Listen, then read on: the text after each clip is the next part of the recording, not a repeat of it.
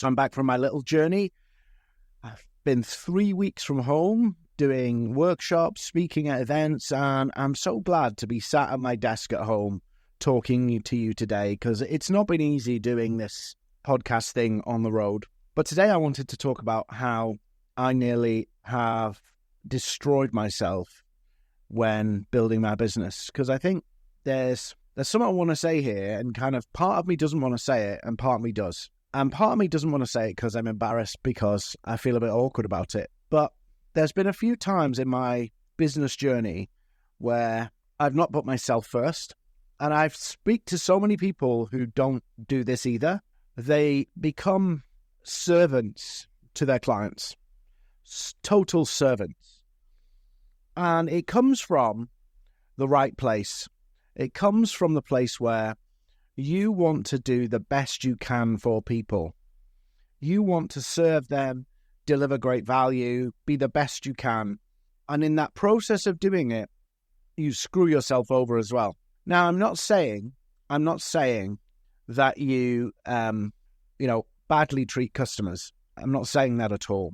But what happens is you don't create the boundaries. You don't create the rules of how you work. And so you end up flogging yourself, going down paths you don't want to go down. And ultimately, you end up in a very miserable place. And actually, customers don't respect you for it. So you work harder and harder and harder and feel like you get less and less positive feedback from customers. And it comes from our eagerness to please, our eagerness to want to help people, that scuppers, one, our boundaries and our respect, don't respect us, don't listen to us. But the other thing that happens is we run ourselves into the ground and go, how did I end up here? How did I end up here? I never wanted to be here. But those little compromises we do along the way really scupper us and fuck us up. And I'm going to talk about two that have happened to me. And I've learned from them, and they're still very difficult. You still have to learn from them. And I want to talk about client-pleasing habits. You know, when somebody joins my team, and this sounds brutal, and if you're a prospective client listening to me, take this with the right sentiment. When our team, somebody joins me and joins Maverick, I say this very statement. There is a difference between keeping a client happy and getting a client the result. And I want to explain this for a moment, because some of you will also resonate with this and you'll also see it. When you're an expert, when you're selling your expertise in any way, shape or form, people are buying into you and buying your expertise and your know-how to actually get a result. They want an end result. Well, often the reason why they're hiring you, whatever it is, coaching, social media marketing, it doesn't matter what it is, they're hiring you to get to a result. The reason they need you is because they've not been able to achieve it on their own. So far, whatever outcome you're going to help them achieve, they've not been able to do it on their own.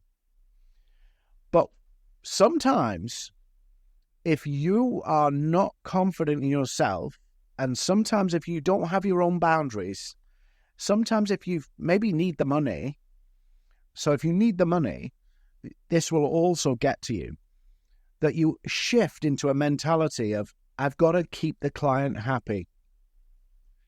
Now, there's nothing wrong with having happy clients, right? Nothing wrong at all. But happy clients, for me, comes second to the result. Because if I get the client the result, they're happy. They're really happy. But if I put their client happiness over the result, they're never going to be happy. And what I'm actually doing is trying to keep the peace. So making a client happy is a false economy. Getting a client a result is the true economy. So why am I telling you all this? Because I've had scenarios when I was running a marketing agency. I've had scenarios where the client would sign up for a service. We'd talk about the outcome they wanted to achieve. We'd agree a plan of action, and then they would change what they wanted to do. And in my eagerness to please the client, I would go along with their amendments and suggestions, even when I thought they were a bad idea. And I would kind of tell them in a kind of soft way and go along with them and do everything they asked. Everything they asked. So I'm in client-pleasing mode. I do everything they ask. We finish up the project, finish up the campaign, and it fails. And the client turns around to me and says, "We're really disappointed, Dean. We hired you for this result, and we didn't get it." And then an almighty row breaks out about, well, you asked for this, and we did it. You asked for this, and we did it. You asked for the... You can't win. You cannot win trying to please clients. It's like, imagine a doctor who was motivated and got rewarded and paid by keeping you happy. They would prescribe whatever they thought. When you walked in after Googling, you've been on Google, and you figured out you've got X, Y, and Z, they would agree with you and start giving you the treatment for it. It's madness.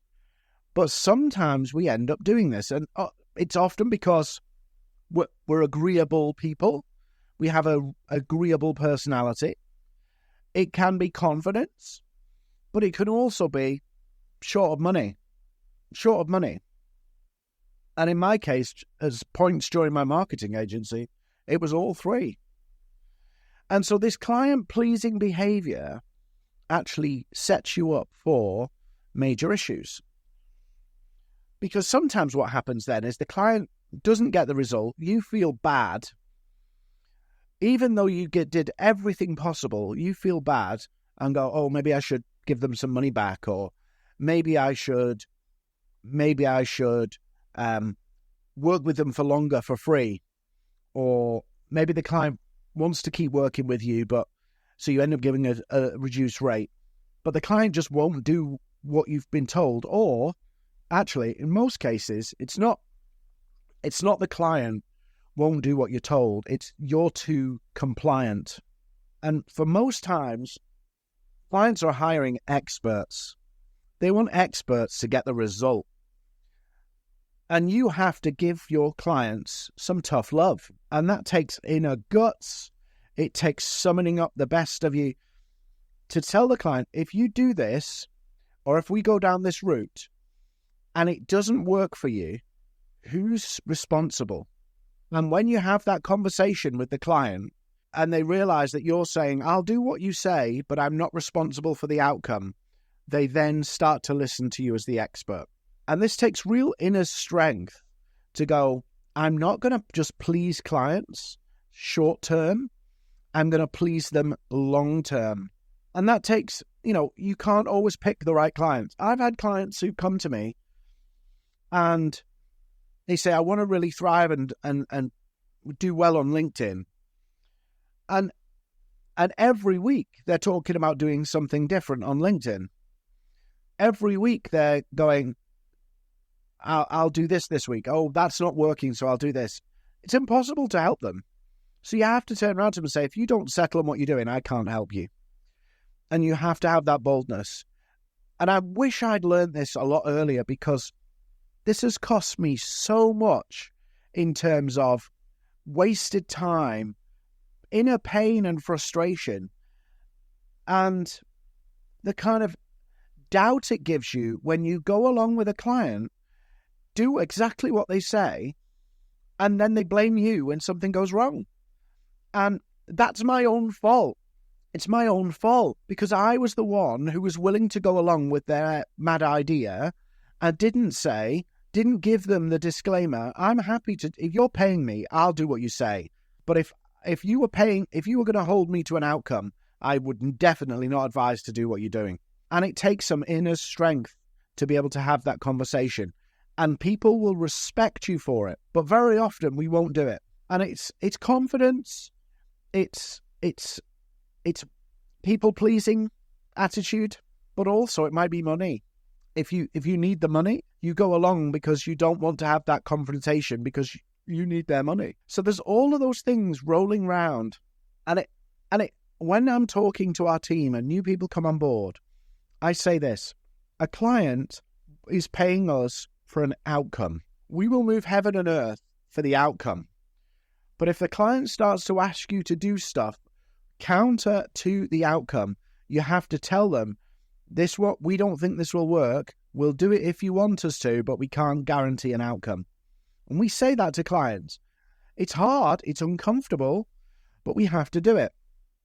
I want to share a story of how this affected me. Client-pleasing behavior nearly sent me bankrupt.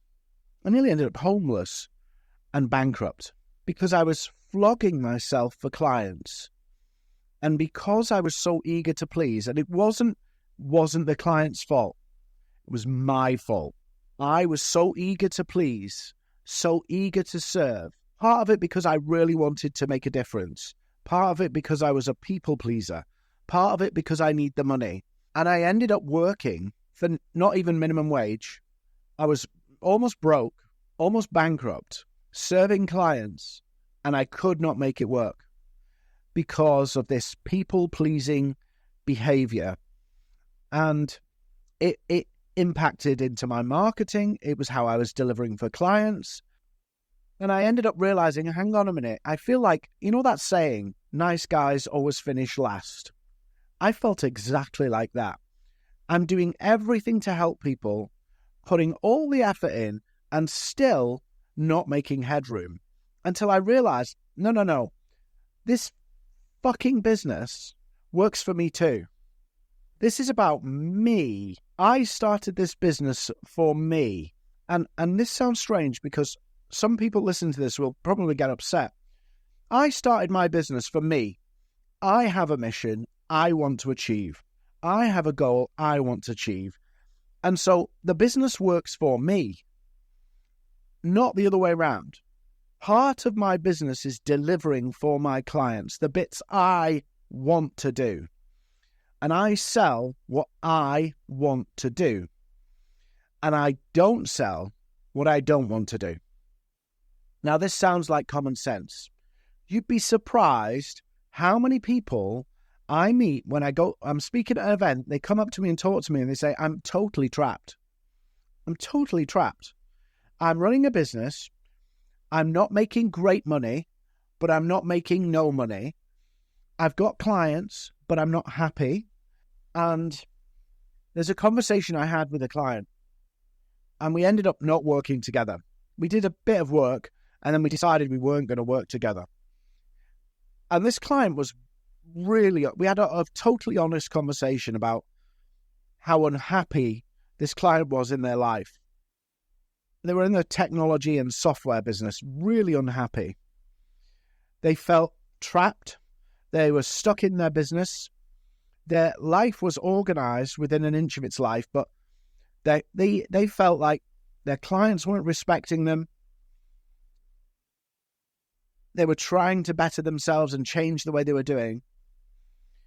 But for 15 years, they'd felt like this. And I said, you just got to get to a point where you go, I'm fucking done with this. I'm fucking done doing it this way. And you have to reach that point where you go, I'm prepared to tear everything up. Because until you get there, your boundaries are just being pushed and pushed and pushed. And not by your clients, by you.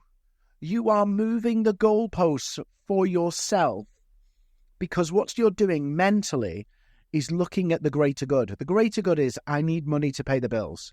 The greater good is, I don't want conflict. The greater good is, I want the client to be happy. These are all greater goods. Unfortunately, if you put them above what you want to, you end up in a situation where you constantly compromise and sacrifice for the greater good, and you end up trapped. Clients don't respect you. You can't get results for clients because you're not prepared to say, this is my way. This is how I do it. If you don't like that, you're not the client for me. That's where it starts. It starts with, well, this client's going to pay me £10,000, but I'm going to have to do something I don't really want to do. But it's £10,000, isn't it? And that's where it starts. Then it starts with, client's going to tell me what to do, and I'm just going to go along with it because they paid me a lot of money.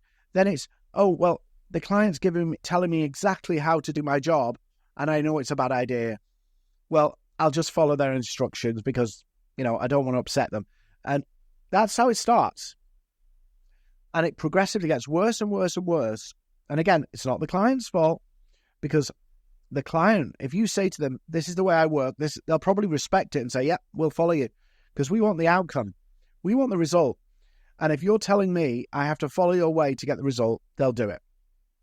But when you compromise the results, you compromise your financial well-being, you compromise your happiness, you compromise everything about you until eventually you are just paid to do as you're told in your own business. And I'd not done it for 15 years. But my client, who I ended up couldn't work with because they could not escape it. Mentally, they couldn't get out of it. Because the fear of, I'm going to have to tear some things up. And that might damage me, but that might ruin stuff. I might lose my home. I might not be able to pay my mortgage. My client's not running that business anymore. Not running anymore. Business is over. And that's the reality. That's what happens. So if you really, really want to learn something from this episode, it's like, I can remember running a business and friends telling me, Dean, it must be great running your own business, no boss and everything.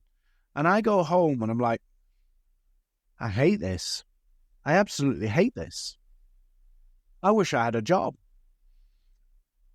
And you know how bad it is when you start thinking, how cool must it be to just show up, do a shift at a supermarket, stack shelves and do all that stuff, go on the till and then just go home. That's where I got to, because I was not willing to set my own boundaries about how I work with people. I was not willing to be the doctor and say, no, that's wrong. It's not that. We're doing this. This is the treatment we're going to do. This is what will get this is what will fix the problem. I was prepared to be the guy who will take the money because I needed the money. I was the guy who was prepared to people please. I was the guy who was ready to compromise for the greater good. And then you reach a point of, for me, 3-4 years of doing the greater good and going, fuck this. I'm not doing this anymore. I am not doing this anymore. No way.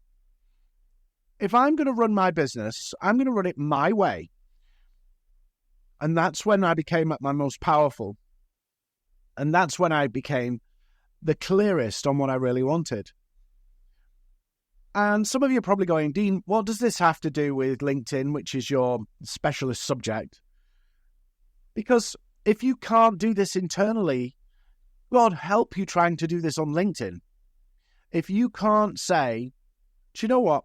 I don't care if some people don't like me. I don't care if some people don't buy from me because they won't do it my way. It's a big wide world. And it comes to the fundamental view of how you see the world. If you believe that the world is small, if you believe the world is lacking in resources, if you believe all of those things, it facilitates you being a people pleaser for money, professional people pleaser. Because what you will do is do anything to get the money. Now, some of you will go, I won't do anything to get the money. Well, if you'll compromise your professional beliefs, you'll do anything for money. And so it starts with, if you see the world as short on money because you're short on money, or if you see the world short of clients because you're short of clients, you will compromise. Starts with our worldview. And my worldview was, there's not much money in the world. I grew up, I'm the son of a coal miner. I grew up in a little town surrounded by mining towns, and we didn't have a lot of money. I didn't have the fancy branded stuff. I had the cheapo, nasty stuff. So I fundamentally believed there was a shortage of money. And that translated into my adulthood. That translated into clients and getting clients and feeling honored to get the client and excited because they were so rare, like rare diamonds. When I realized actually they're everywhere and that the world is not short of money. Even in a recession, the world is not short of money. And when I realized people are paying me for an outcome, I'm damned as well going to give them the outcome, whether they like it or not. I'm gonna be honest, straightforward, give them a kick up the bum, and if they don't like it, tough. And that's earned me more respect and more clients since I've taken this approach. But it was ruining me. A kind of people-pleasing business mentality. So a bit like, it wasn't kind of people-pleasing like, I'll just say yes to anything. It was more insidious than that. It was like, I need money. I need clients. Here's a client with money. Oh, I'll give a little bit. And a lot of the clients didn't respect me. And they didn't value my opinion. They didn't follow my opinions because they were suggesting their own. Because I wasn't firm enough. Because I wasn't strong enough internally. And as soon as I started to realize this and started to say what I think, respectful, and I'm not talking about abusing clients here or being rude, but about saying, no, this is what we signed up to do. If you don't like that, then maybe we can't work together. Or if you want to do this, I don't think it's the best way to do it. But if you want to do it, I will help you do it. But when we finish this project, do not blame me or hold me accountable for any of the results. As long as that's understood, I will work my damnedest to help you make this happen. You'd be surprised how many clients would say, I understand that, Dean, and I want your help on it. Fine. Or they will say to me, Dean, I respect you for saying that. What would you advise? And that comes from inner respect for yourself. And that shortage, that fear that there's a lack, a shortage, is what drives this. It's like you've got a couple of different tensions. You've got the tension of what you believe, your values, your principles, your know-how, your expertise. That's one principle. Then you've also got the competing financial principle, your well-being, your bills, your home, your mortgage, all of that stuff. So there's another one, another tension you've got. Then you've got your client and what your standards are for a client and what you want to do and all that kind of stuff. And as soon as one of those pillars, if you've got loads of money coming, if you're making tons and tons of money, you can be very, very picky. And people say this, oh, well, if I had lots of clients, I could be a lot more picky. What I've found is the other way around. If I'm very picky, I get lots of clients.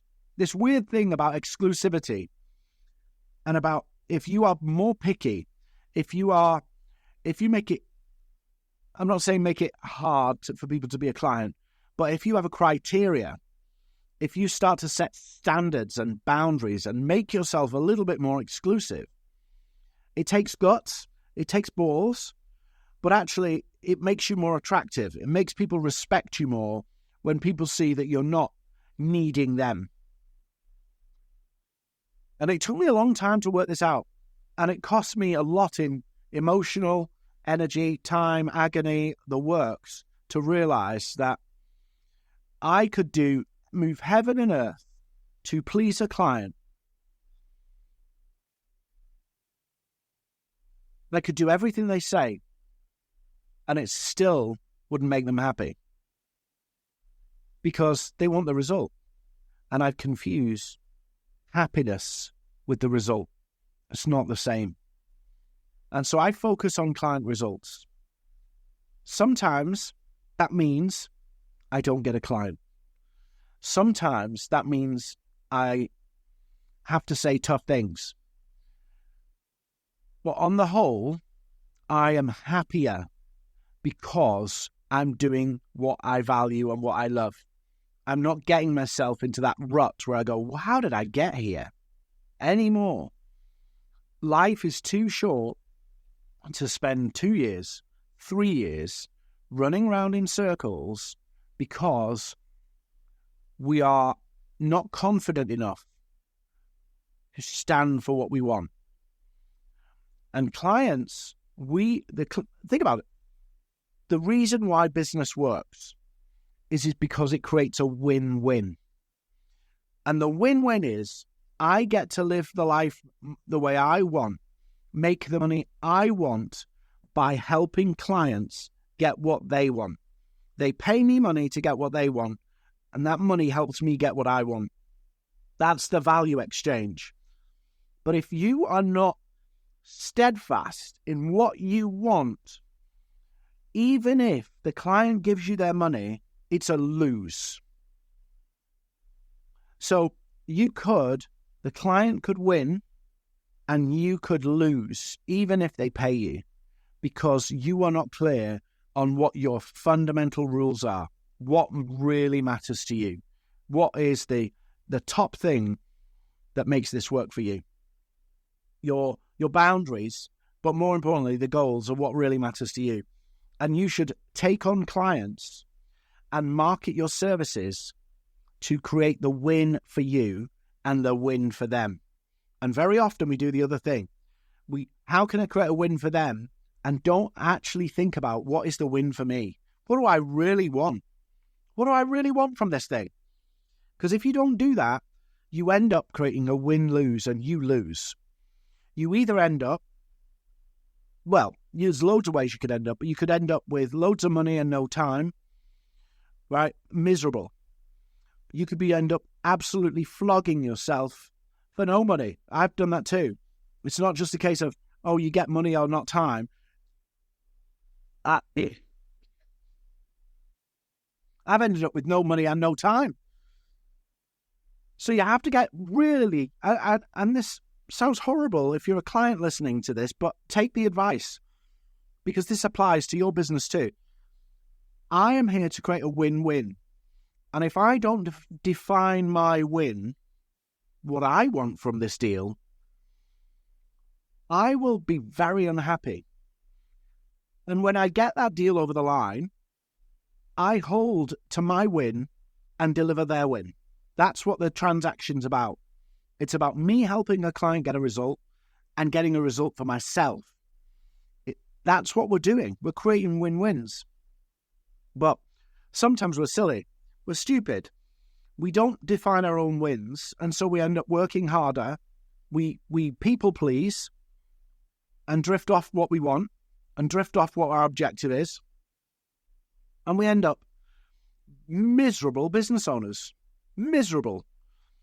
And I've been there. It's not nice. It really isn't nice. And I would advise you, if you can, do not get to the point where it's like, fuck this, I'm done. Because some people get there, Dean got there by going, I'm rewriting the rules. And I ripped everything up and said, I'm rewriting the rules. And I was prepared to endure some pain to get to where I wanted to be. I was prepared to go, maybe I have to rethink how I'm doing things. And I was prepared, because of where I'd got to endure some financial pain from that. But some people won't want to endure financial pain. Actually, the same reason you end up in the mess. Because you don't want to avoid financial pain, you'll compromise everything else. Well, you reach a point where you're so done with people pleasing and not creating the win for yourself. You go, I'm done with this. I just want money. I want the financial stability. I want peace. And so you get rid of the business and get a job. Seen that happen many, many times. Because people will, in your 20s, you're pretty reckless and, you can live with family. You don't have major responsibilities. But as you get that bit older, you have responsibilities, family, children, homes, all that stuff. And it becomes harder to go, screw this. I'm not doing this anymore. I'm going to do something different. It has to be a breaking point. Whereas when you're younger, you don't have that. So what are those red lines? What are those wins that really matter to you? Because if you haven't got them, if they're not written down, if they're not crystal clear, you end up compromising. And don't be guilty. Don't feel guilty about going, this is what I want to do, and I want to do it my way and this way. And you take on clients based on where you are, what you want to achieve. That's how you build. That's how you stay happy. And clients sign up because they get who you are, they get your process, and want the result. And then your job is not to compromise in terms of your values and your win list to deliver for that client. And maybe I'm just rambling here, but coming back to that client, 15 years compromising for the greater good of financial security. 15 years. They were very unhappy, very frustrated, very anger was there. And we did some work together, but we didn't ultimately work together. But they were very, very angry. And I heard from them recently. They're not doing the business anymore because enough was enough. And they made the decision of financial security. There's a less stress way of getting that financial security by working for somebody else. There's an easier way of getting that financial security. And that's where we all end up. We end up, if we just pursue financial security, if we're not confident, we'll compromise, we'll people please or client please, and we'll do things for money. Horrendous thing, do things for money. Even though we need money, it's a really bad way to do things.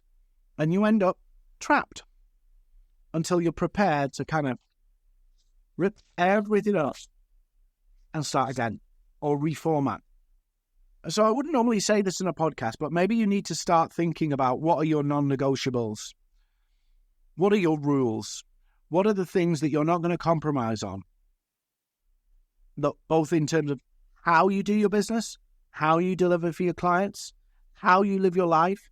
You need to start negotiating those, writing them down and making them the non-negotiables so that you build a business that works for you, not the other way around. And I've done that, and it's really easy to do. In fact, I've done it a few times through pragmatism, being reasonable. You end up compromising. Horrific. Do not do it. So let me tell you what I did. So I reached a point where I went, I've had enough. I'm done. I'm done with this. I've had totally enough. And I just stopped everything and said, this is what we're doing now. And set those rules and just literally turned the ship. That's the advantage of being a business owner. You can turn the ship. And I enjoyed the fight to change things more, even though there was more risk and more uncertainty. I enjoyed it because I was pushing towards something I actually wanted, where I was before tolerating stuff for the greater good. It was like, why should I? Why do I have to tolerate for the greater good? When does this greater good become me? And that's where I was, until eventually I just went, no, we're not doing that. And then I was fighting for what I really wanted. I was motivated and I was pushing and I felt the energy because I suddenly wasn't just going, a little bit of my soul die a bit more as I took another project on that I didn't want to do. It's no way to live. And when you sign up to be a business owner, you signed up to be the master of your own destiny. You signed up to stand by yourself. You signed up to say, I trust myself more than an employer. And something happens to us where difficult times, maybe inner insecurities come out, and we start to conform again. We start to behave like an employee. We people please. We adapt. We make decisions for the greater good. And then we realize that greater good wasn't me. That greater good wasn't me. And I don't want that. And I'd encourage you to think about this. Reflect. Go away, think about this and go, how am I going to be totally unreasonable about what I want from this? Totally unreasonable. This is my business. It's not designed to be somebody else's win-win. It's my win. This is for me. What do I want from this? And be brutally honest with yourself and say, this is what I want. This is my business. Therefore, I have full permission to say this is what I want. And then your job is to create a win for somebody else out of your win. I prosper and I help somebody else at the same time. That's what this is about. That's what this business thing is about. But we lose sight of it through all sorts of reasons. But it's like, be totally unreasonable. It's your business. If you want to do work 2 days a week, how are you going to do it? Build that plan. If you want to work 7 days a week because you love it, build that plan. If you want to work directly with clients one-to-one, don't believe all the bullshit on the internet. You can do that if you want to. It's your business. If you don't want to work with people one-to-one, you don't have to. It's your business. I think these guardrails of what do I really want become so important because every day on the internet, we are presented with ideas and opportunities and all of this other stuff thrown at us that potentially could say, hey, you could do this, you could do this, you could do this, you could do this. How do you decide what to do if you don't have some written guardrails of what you really want? You just, again, I need money. Oh, I'll do this because it's for the greater good and I need money. Or I want to avoid these difficult conversations, so I'll go along with this. It's no way to live. It's no way to build a business. I know. Nearly cost me my business. My stupidity nearly cost me my business. And it doesn't have to cost you yours. Start being totally unreasonable. It's your business. It serves you. And then out of it serving you, you create the win-wins for other people.